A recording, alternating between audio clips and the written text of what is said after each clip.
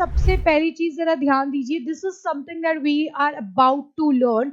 आज हम ये सीखने वाले हैं कि एक बेसिक सेंटेंस है, इसकी इंग्लिश सबको आती है कि वो बहुत मेहनती है, he is hard working, he is hard working. But मैंने कहा वो हार्ड वर्किंग है, लेकिन फिर भी उसे सही मौका नहीं मिला, फिर भी उसे सही मौका नहीं मिला। How will you say that in English? आप इंग्लिश में इसके लिए बहुत ही प्यारा सा ऊपर वर्ड दिया हुआ है, that is how over.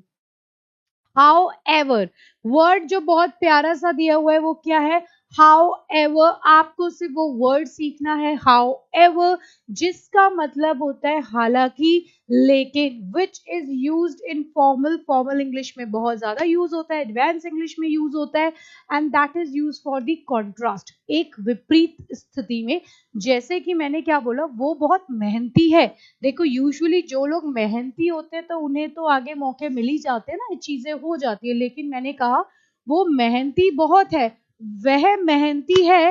He is very hard working, he is very hard working, he is laborious, he is hard working, बहुत मेहनती है।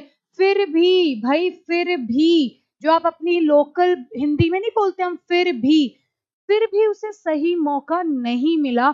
However, he didn't get the right opportunity.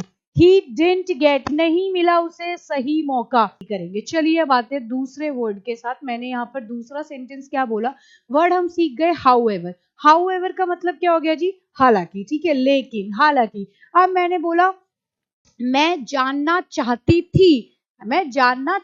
थी, चाहना मतलब वांट, चाहती थी हो जाता है वांटेड, चाहती थी, मैं जानना चाहती थी, फिर भी परिस्थितियां अनुकूल नहीं थी, यानी कि मेरे फेवर में नहीं थी।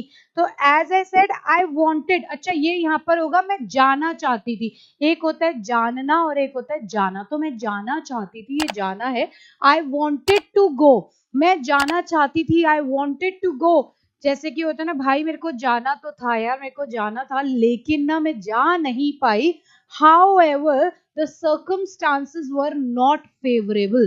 However, the circumstances were not favorable, or you can say that however the situation was in not my favor.